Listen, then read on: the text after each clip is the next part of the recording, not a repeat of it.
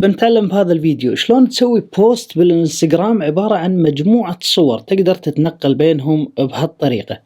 الصور راكبة على بعض، والبرنامج اللي راح نستخدمه هو برنامج الفوتوشوب. خلونا نشوف. السلام عليكم ورحمة الله وبركاته. نبي نعرف شلون نسوي صورة كبيرة ونقسمها إلى صور صغيرة نحفظها عن طريق الفوتوشوب، بحيث لو نرفعها على الانستغرام تصير بالطريقة اللي وريتكم إياها. بس قبل لا ننتقل على الجهاز، إذا ما كنت مشترك بالقناة لا تنسى تشترك بالقناة، تحط لي لايك على هذا الفيديو وتشاركنا بالتعليق. الحين هذا هو برنامج الفوتوشوب. أول ما تشغله مثل ما أنتم شايفين اللي بنسويه إنه بنروح إلى متصفح الإنترنت ونكتب انستغرام بوست سايز. راح تشوف وايد صور، واحدة منهم تعطيك القياسات الصحيحة اللي هي 1080 في 1350، معناته أن بالعرض 1080 وبالطول 1350. احنا نحتاج نعرف احنا كم صورة نبي نسوي، كم صورة يم بعض. بالبوست اللي وريتكم إياه عبارة عن 8 صور، تقدر تختار إلى 10 صور. خلونا نفتح الفوتوشوب، نضغط على نيو فايل ونخليه على أول واحد اللي هو كاستم، وبعدين نروح الارتفاع هو 1350 نفس اللي شفناه بالصورة قبل شوي. 1350 الارتفاع ما راح يتغير لأنه هو ارتفاع واحد لكل الصور، ولكن عدد الصور اللي يم بعض هو اللي راح يتغير. عدد الصور اللي يم بعض راح تفتح الآلة حاسبة وبعدين تختار، مثلا أنا أبي 5 صور، فراح أكتب 1080 اللي هي العرض مال الصورة الواحدة وأضربه في عدد الصور اللي أنا أبيها. أنا أبي 5 صور، راح أضربه في 5 يساوي، قال لي 5400. أخذ 5400 أحطها بالوث.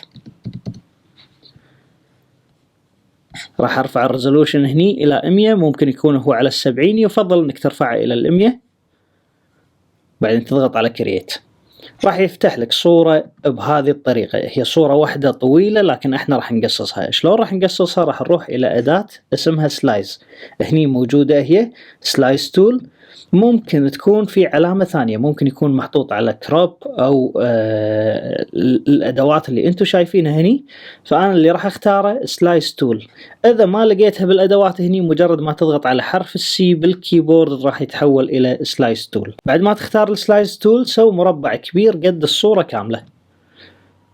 اللي راح يصير انه راح تطلع لك علامة زرقاء صغيرة هني، راح اضغط بالزر اليمين او بصبعين اذا كنت تستخدم الماك واروح الى ديفايد سلايز. راح يطلع لك هذا المربع يقول لك تبي تقسم بالطول او بالعرض. راح اختار انه يقسم لي بالعرض.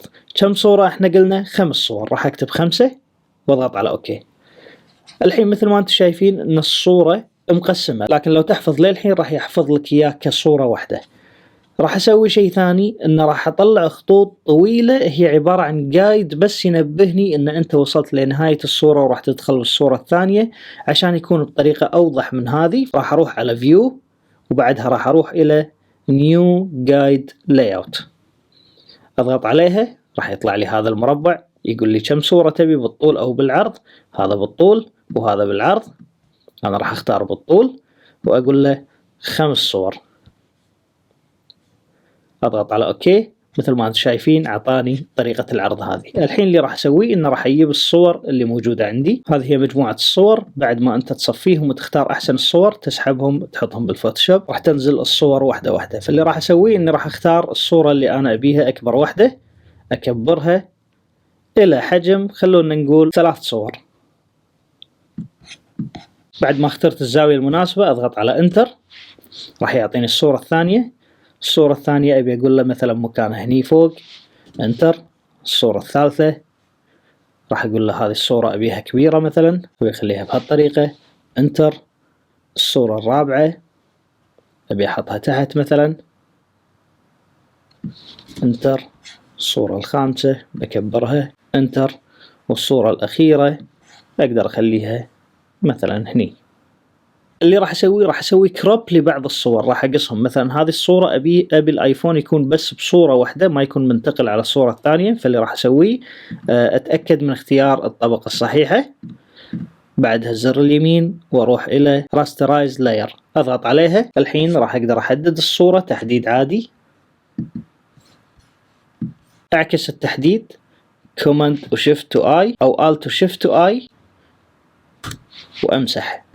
مسحت اي جزء غير الصورة هذه اللي ابيها بهالمكان. نفس الشيء راح اروح حق الصورة الثانية احولها الى صورة، رايت كليك راسترايز بعدين اختار الصورة، كوماند وشيفت واي وامسح.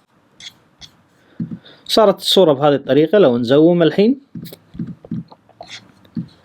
مثل ما انتم شايفين الصورة الأولى والثانية والثالثة كلهم عبارة عن صورة واحدة، بعدين الرابعة صورة بروح، الخامسة صورة بروح. بعد ما انتهيت من عمل التقسيمة، الحين طريقة الحفظ راح اروح الى فايل، بعدين اقول له اكسبورت، ما راح اقول له سيف، راح اقول له اكسبورت، ومن اكسبورت راح اختار خيار سيف فور ويب.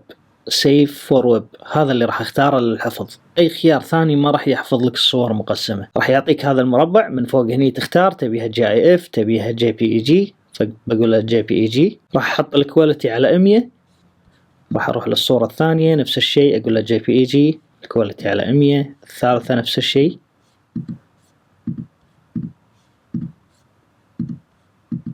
الحين راح اقول له سيف. اختار وين المكان اللي انا بحفظه، بروح على الديسكتوب اقول له نيو فولدر واسمي الفولدر مثلا تيست، كرييت. لما تختار هذا الفولدر وتضغط على سيف، داخل مجلد تيست راح تلقى مجلد اسمه ايمجز. لما تشغله راح تشوف فيه 5 صور مقسمة مثل ما انتم شايفين، 1 2 3 4 5. الحين هذه الصور راح ننقلها الى الايباد او الى الايفون. بعد ما انتقلت الصور كلها للايباد، اللي راح اسويه افتح الانستغرام، اضغط على بلس فوق واقول له بوست. والحين راح اختار الصور هني سيلكت مالتيبل. لازم تختار الصور بالترتيب، الصور واصلة من آخر صورة فتختار آخر صورة، تنقيهم بالترتيب مثل ما هم 5، تضغط على next. راح يصير الحين عندكم بهالطريقة مثل ما انتم شايفين. هذه الصورة الأولى والثانية هم صورة واحدة، صورة واحدة حطيناها وصورة صايرة بالنص، والصورة قبل الأخيرة وصورة أخيرة. بعدها تسوي الإجراءات العادية انك تضيف التعليق وتضغط على شير، راح ينتشر بالانستغرام بمثل هذه الطريقة. وهذه كانت الطريقة كاملة عشان تسوي بوست متعدد باستخدام الفوتوشوب على الانستغرام. كتبوا لنا رايكم بالطريقة بالاسفل بالتعليق. اذا تبون شروحات ثانية قولوا لنا شنو الفكرة اللي تبونها بالتعليق، خلوني اشوف شنو الاشياء اللي تبونها عشان نسوي لها شرح. كان هذا موضوعنا لهذا اليوم، نوصل للختام، وكان معاكم سيد محمد الهاشمي. مع السلامة.